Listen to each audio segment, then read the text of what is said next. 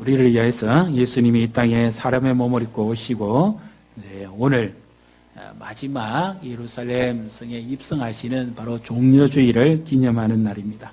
그리고 수요일은 배신의 날, 그리고 금요일은 이제 순환 받으시는 날입니다. 이 한 주간 우리는 예수님의 십자가를 바라보고 따라가는 아주 귀중한 시간이기도 합니다. 여러분은 십자가 그러면 무엇이 생각이 나십니까? 십자가. 나무 형털이 생각나십니까? 아니면 십자가, 목걸이가 생각납니까? 십자가, 아니면은 사형 제도가 생각납니까? 십자가. 우리는 십자가 그러면 상징이지만 십자가가 예수님은 아니죠. 예수님만이 유일한 하나님과 우리를 화목하게 하는 제물이 되셨고, 예수님만이 유일한 우리의 죄와 허물을 사해 주신 하나님의 아들이심을 믿으시기를 바랍니다. 오늘 잘하는 말씀입니다만은 어린 양이 나옵니다. 그런데 요한이 밤모섬의 유배 중에 있다가 하늘이 열리고 또 예수님의 음성이 들리고 또 친히 그가 보좌에 앉으신 것을 보게 됩니다. 그런데 그 모습이 주변에, 보좌 주변에는 입사 장로들이 있고 경배하고, 그리고 보좌가 있고 예수님이 어린 양이 그 옆에 서 있습니다. 그 특징이 뭡니까? 보시면 6절을 다시 같이 읽습니다. 내가 또 보니 보좌와 네 생물과 장로들 사이에 한 어린 양이 서 있는데 일찍이 죽임을 당한 것 같더라. 그에게 7뿔과 7눈이 있으니 이 눈들은 온 땅에 보내심을 받을 하나님의 7 영이더라. 아멘. 보좌가 있는데 네 생물과 장로들 사이에 한 어린 양이 서 있습니다. 보좌는 왕이 앉는 자리죠. 이 요한이 봤을 때 그 보좌, 아마 로마 황제가 통치하는 그 가장 높은 자리, 금으로 번쩍번쩍 빛나는 그 자리를 천상이, 하늘이 열리는데 도무지 무엇으로도 표현할 수가 없습니다. 그래서 하늘의 보좌, 그렇게 했죠. 가장 빛나는 것이 뭡니까? 번쩍번쩍하는 것이 보석이죠. 그 하나님의 영광을 쉽게 표현을 못해서 구약의 제사장들이 입고 있는 에봇에도 전부 보석을 달았습니다. 세상의 그 어떠한 영광으로도 하나님의 영광을 보여줄 수가 없기 때문에 이게 상징이죠. 보좌도 마찬가지입니다. 하늘의 보좌인데 최고의 통치자, 그 당시에 세계를 주름잡았던 로마의 황제, 그 보좌보다도 더 놀라운 보좌, 만유의 왕, 만주의 주가 앉으신 바로 그 보좌를 지금 어떻게 표현할 방법이 없습니다. 그래서 보좌라고만 지금 기록을 한 겁니다. 그런데 어린 양이 일찍이 죽임을 당했다, 이렇게 말씀하죠. 일찍이가 무슨 뜻이죠? 예, 빨리, 또 일찍이, 이름입니까? 일찍이. 지금보다는 이전에, 또 아니면 예전에, 아니면 오랜 시간, 이렇게 우리 성경에만 있는 표현입니다. 일찍이. 근데 원래 원문 성경에는 이 일찍이라는 표현이 없습니다. 그리고 이 원문의 성경에 아주 독특한 문법체가 하나 있는데 어떤 의미인가 하면 그때부터 지금까지입니다. 어린 양이 그때, 언제일까요? 출애굽으로 치면 6월절에 희생양이 되는 그 제물들을 말하고, 가장 대표적으로 말하면 예수님이 십자가에 달리시는 바로 그날 어린 양으로 희생 제물이 되시죠. 바로 그날부터 지금까지 어린 양이 서 있다는 거죠. 근데 죽임을 당했다, 이렇게 표현합니다. 죽임을 당했다. 그러면 뭔가에 의해서 외부로부터 죽임을 당했다는 겁니다. 스스로 목숨을 내어놓았다는 것이 아니라 외부에 의해서. 누가 죽였을까요? 로마 병사들이 죽였습니까? 아니면 가룟 유다와 함께한 제사장의 무리들이 죽였습니까? 누가 죽였죠?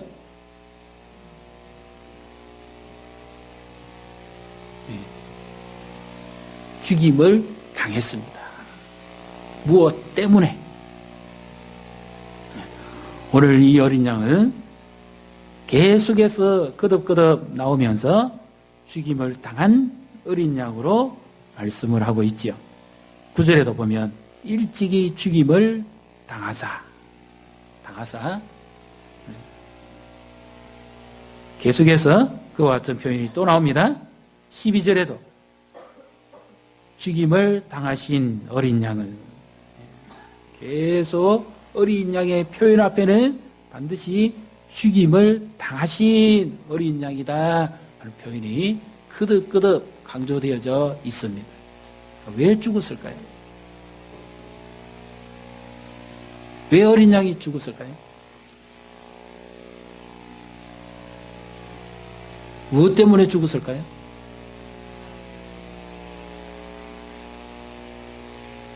강제로 잡혀서 힘이 없어서 죽으셨을까요?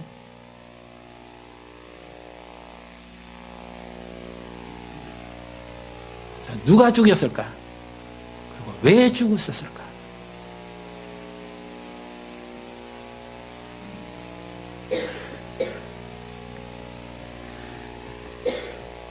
이 어린 양은 하나님의 구원 계획을 이루어갈 수 있는 유일한 한 분입니다. 그것이 그 표현이 이렇게 나오죠. 7절입니다. 7절도 8절에도 대표적인 한 단어가 나오는데 보면 두루마리가 나옵니다. 두루마리. 자, 7절을 같이 읽습니다. 그 어린 양이 나와서 보좌에 앉으신 이의 오른손에서 두루마리를 취하시니라. 아멘. 그 어린 양이 나와서 보좌에 앉으시니 하나님께로부터 오른손에서 두루마리를 취했다. 이 두루마리가 뭐겠습니까? 예, 다 잘 아십니다.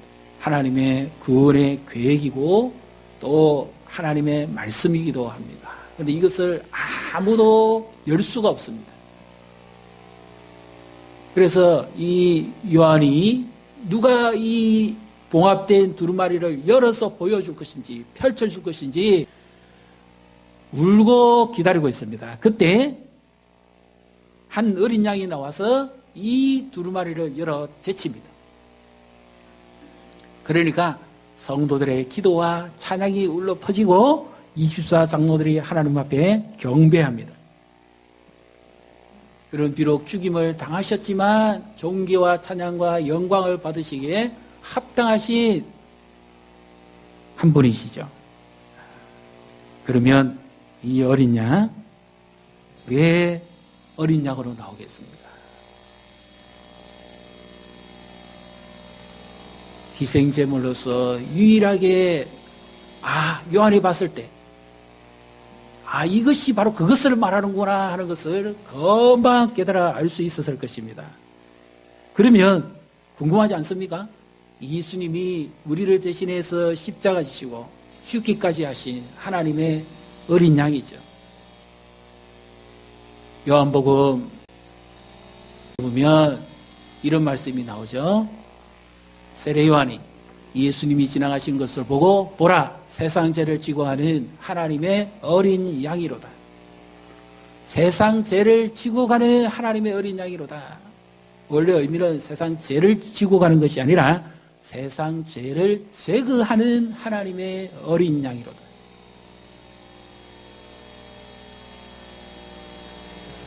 그래서 바로 선택된 유일한 하나님의 아들, 하나님과 DNA가 똑같은 분, 영광과 존귀와 능력이 똑같은 그분이 요한복음 1장 14절에 말씀이 육신이 되어 우리 가운데 거하시매 우리가 그의 영광을 보니 아버지의 유일한 독자의 영광이요 은혜와 진리가 충만하더라, 그렇게 말씀하셨죠.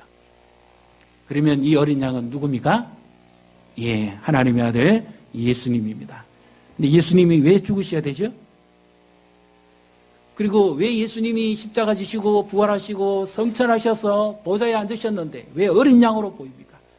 요한에게 이 밤모섬에서 유배 중에 있는 요한에게 예수님이 나타나 보여주시려고 그러면 어떤 모습으로 보여주셔야 될까요? 위로가 되고 이 답답함 속에 그가 힘을 얻고 용기를 얻고 다시 일어설 수가 있을까요? 최소한 죽은 가운데서 살아나신 예수님이라면 로마 황제보다는 더 강력한 모습을 보여줘야 됩니다. 지금까지 그가 전혀 보지 못했던 로마 황제보다도 훨씬 더 강력한 통치자, 그런 만왕의 왕의 모습으로 보여주셔야죠. 그래서 그분의 말씀 한마디면 온 천지가 개벽하는 이런 일들이 일어나는 그런 모습을 보여줘야 됩니다. 그런데 왜 보호자의 계속해서 어린 양의 모습으로 보여줍니까?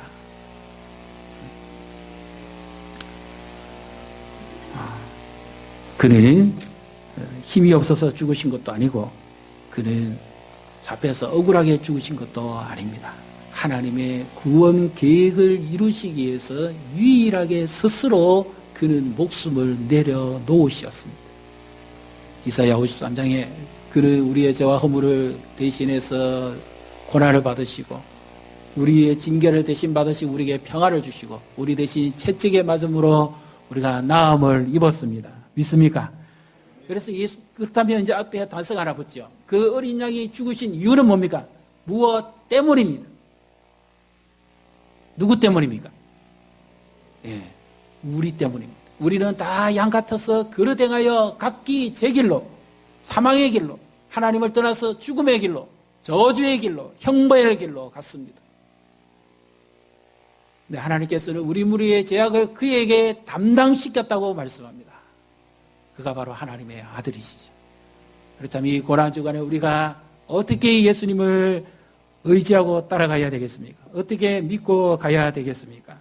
자, 먼저 우리 다 잘 아는 말씀이지만 한번 생각을 한번 해보셔야 됩니다. 나는 정말 제대로 믿고 있는지, 이 예수님이 내 죄 때문에 죽으셨다면 정말 그 증거가 있는지 없는지 한번 확인을 한번 해보십시다. 예수님이 마태복음에서 7장에 말씀을 전하시고 난 다음에 이런 말씀합니다. 나더러 주여 주여 하는 자마다 다 천국에 들어갈 것이 아니다. 하늘에 계신 내 아버지의 뜻대로 행하는 자라야 천국에 들어갈 것이니라. 이런 말씀합니다. 나더러 주여 주여 하는 자마다 다 천국에 못 들어간다 그 말이죠. 나더러 입으로 주여 주여 하는 자가 있습니다. 하나님이 한 분이신 줄 믿느냐? 잘하는도다. 귀신들도 믿고 뜬다. 귀신도 하나님의 존재를 인정합니다. 귀신도 주여 주여 하나님의 아들이라고 합니다. 이런 입으로만 고백하는 이 믿음은 구원을 얻지 못합니다. 예수님 믿는 게 아닙니다.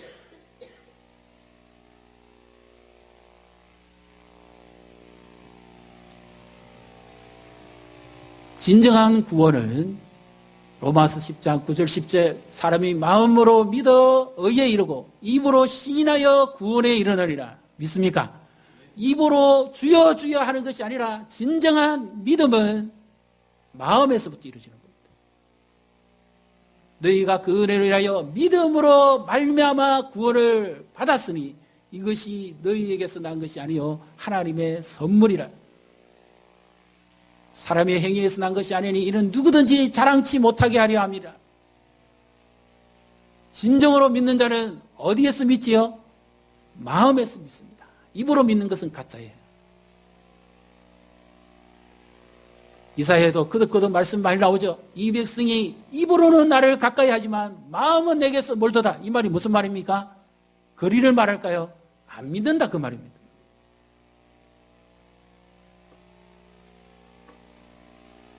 진정으로 믿는 사람은 마음으로부터 믿습니다. 입으로 믿는 자가 아닙니다.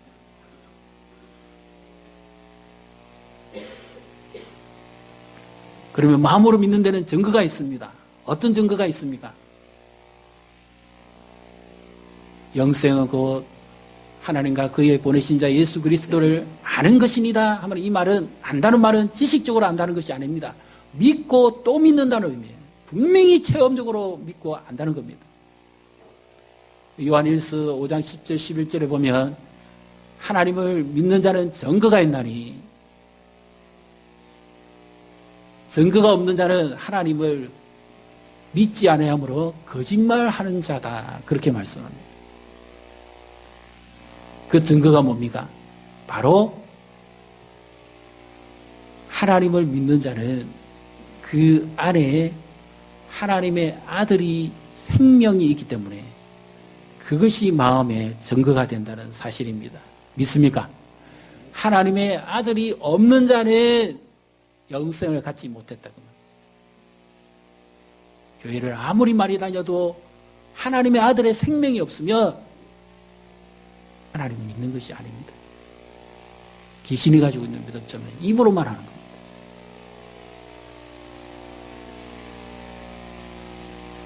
곧 증거는 이것이니 하나님께서 우리에게 그 아들을 주신 것과 우리가 그를 믿고 영생을 얻은 것이다. 그렇게 말씀하죠. 진정한 믿음은 입으로가 아니라 어디에서 붙습니까? 내면적으로 믿는 겁니다. 마음으로 믿어 의에 이르고 입으로 시인해서 구원에 이릅니다. 그렇다면 그거 믿지요. 지금까지 믿으니까 따라왔죠. 그런데 그렇다면 이제 또 한번 확인해 보십시다. 정말 믿는다면 행위로 나타나야 됩니다. 예수님을 따라가야 됩니다. 이것이 우리가 고난주간에 생각해야 될 말씀입니다. 나는 정말 예수님을 따라가고 있는지. 예수님이 그랬죠. 누구든지 나를 따라오려거든 자기를 부인하고 자기 십자가를 지고 나를 쫓아올 것이니라. 예수님이 좁은 길로 가라. 세상 많은 사람들이 멸망의 길로 간다. 이 좁은 길이 무슨 길이죠? 예수님이 가신 길입니다. 십자가의 길입니다. 그러면 나는 입으로는 주여 주여 하는데 내 삶은 정말 좁은 길을 가고 있느냐? 내 행위가 정말 예수님 보시기에 좁은 길로 가는 길입니까? 예수를 믿으려니까 너무너무 어렵고 힘들어도 그래도 예수님을 믿고 끝까지 따라가는 사람이 좁은 길을 가는 사람입니다. 세상 분위기에 취해서 이렇게 저렇게 왔다 갔다 하는 사람은 좁은 길 가는 사람이 아니라 넓은 대문으로 가는 사람이죠. 그들은 멸망으로 가는 사람들이라고 예수님이 말씀합니다. 그래서 우리는 십자가의 주님을 만나고 그 이후로 계속해서 좁은 길로 가야 됩니다. 그 길만이 영생의 길이고 생명의 길입니다. 많은 사람들은 이 길을 원하지 않습니다. 편한 길을 원합니다. 비단길을 원합니다. 지름길을 원합니다. 그러나 주님은 좌우로 치우치지 말고 오직 한 길로 가라. 그것이 십자가의 길이고 주님을 따르는 길입니다. 그래서 이번 고난주가 정말 주님이 나를 위해 고통받으시고 나를 위해 죽기까지 하셨는데 나는 정말 그 주님을 따라가면서 계속해서 좁은 길을 가고 있는가? 우리 삶을 점검을 하셔야 됩니다. 그 다음에 여기서 한 가지 궁금한 점이 있지 않습니까? 왜 요한이 보좌를 봤는데 어린 양의 모습으로 계속 서 계실까요? 무엇 때문일까요? 분명히 모든 것이 성취가 됐다면 이제는 뭔가 놀라운 어떤 영광의 모습을 보여줘야 되는데 끝까지 이 어린 양의 모습을 우리가 생각하는 모습하고 다릅니다. 13절 한번 보십시오. 13절 같이 읽습니다. 내가 떠들으니 하늘 위에와 땅 위에와 땅 아래와 바다 위에와 또 그 가운데 모든 피조물이 이르되 보좌에 앉으신 이와 어린 양에게 찬송과 존귀와 영광과 권능을 세세토록 돌릴지어다 하니 아멘. 끝까지 어린 양의 모습입니다. 변화되지 않습니다. 왜 그럴까요? 우리 대신 죽기까지 하신 그 주님을 생각해 볼 때 흔적이 남아 있습니다. 어떤 흔적일까요? 집에 갑자기 화재가 났습니다. 피할 길이 없습니다. 아기가 있습니다. 불이 순식간에 번집니다. 부모가 당황하기도 하고 놀라기도 하고 너무 급하니까 아기를 포디기에 사고 빨리 나와야 되는데 불이 번지니까 어떻게 합니까? 곧 아기에게 화염이 번질 것 같으니까 자기 몸을 집어 던져서 그 아기를 가슴으로 끌어안고 밖으로 나옵니다. 그러면 그 아기는 괜찮지요. 부모에게는 어떤 것이 남습니까? 화상 자국이 남죠. 이것이 시간이 지나가도 웬만히 치료 안 되면 계속 남습니다. 주님이 왜 어린 양의 모습으로서 계실까요? 우리 찬송 가운데 이런 찬송이 있지요. 천국을 향한 찬송할 때 나의 주를 그 다음에 뭐지요? 내가 보좌 앞에 나아가, 그죠? 그 다음에 그 주님이 나의 주님이신지 아닌지 알 수 있는 게 뭐지요? 손에 못자국을 보아 알겠네. 이것이 주님이 우리를 향해 받으신 고난의 흔적이요, 사랑의 흔적이요, 희생의 흔적입니다. 그래서 어린 양으로 계시는 거예요. 이것이 내가 너를 위해서 죽기까지 한 사랑의 흔적이다. 이것이 내가 너를 위해 구원한 흔적이다. 이것이 내가 너를 위해 고난받은 흔적이다. 요한이 그 어떤 왕의 통치자의 모습을 볼 것이 아니라 죽음 가운데서 부활하시고 승리하신 구원을 이루신 그 영원한 흔적을 바라볼 때 그가 실망했다가 다시 일어서게 되고 주저앉았다가 다시 깨어나게 되고 그의 믿음이 다시 일어나서 사명을 감당하게 되었다는 사실을 믿으시기를 바랍니다. 오늘 우리가 붙잡아야 될 흔적은 어떤 흔적이에요? 그 예수님의 십자가, 고난받으신 그 흔적, 그것을 붙잡아야 돼요. 도마에게 말씀하시죠. 나를 절대 못 믿는다. 제자들에게.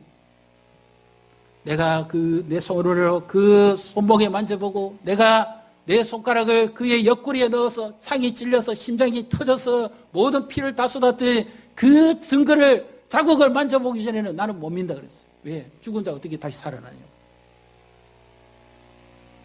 그런데 예수님께서 그에게 찾아오셔서 어떻게 말씀합니까? 도마야, 네 손을 내밀어서 내 못자국을 만져보라. 그리고 너 손가락을 넣어서 이 심장이 간통된 이 자국을 만져보라. 그리하고 믿음 없는 자가 되지 말고 믿는 자가 되라. 보지 않고 믿는 자는 복되도다.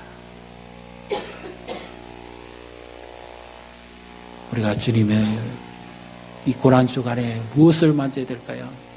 나를 위해 희생하신 주님의 흔적, 그 십자가의 흔적, 사랑의 흔적, 구원의 흔적을 내 손으로 만져볼 때 우리가 다시 믿음이 일어서게 되고 나를 대신해서 희생하신 그 주님의 그 흔적을 만질 때 우리가 회복된다는 사실을 믿으시기를 바랍니다. 우리가 분노가 차이고 용서하지 못하고 괴롭고 잠을 못 자고 힘들 때 어떤 흔적을 만져야 됩니까? 나를 용서하시고 나를 위해서 죽기까지 하신 그분의 그 흔적을 만져야 내 상한 마음이 치료되고 내가 스트레스에서 벗어나고 주님의 사랑으로서 내가 녹임받고 나도 좁은 길을 따라갈 수 있습니다. 뭡니까? 용서하는 점.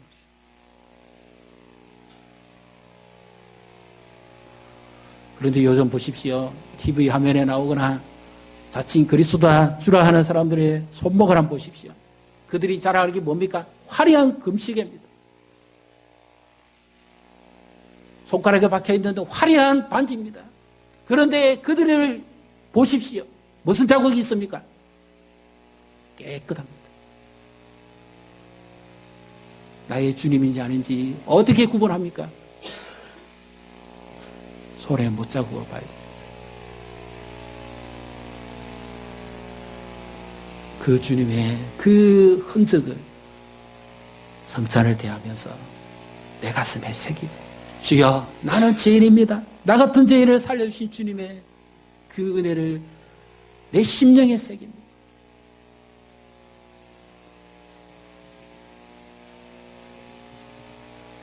내 모든 죄와 허물을 대신 지시고 죽기까지 하신 그 주님, 내가 더 이상 주님 앞에 드릴 것이 무엇이 있습니까? 몸밖에 드릴 것 없어 이 몸 바칩니다.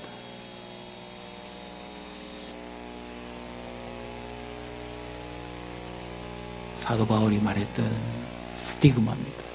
십자가의 헌재. 흔들리지 마시고 오직 이 십자가, 내 대신 지신 십자가, 나를 용서하시기 위해 지신 십자가, 내 죄와 허물을 대신 받으시기 위해서 값주고 사신 그 십자가, 그 십자가를 우리가 붙들고 이번 한 주간을 믿음으로 승리하시고, 주님을 아직도 알지 못하는 자들, 세상의 넓은 길로 가는 자들을 주님 앞으로 인도해서 영생의 길, 구원의 길로 하나님 앞에 함께 나아가는 저 우리 성도님과 교회가 되시기를 주님의 이름으로 축복합니다.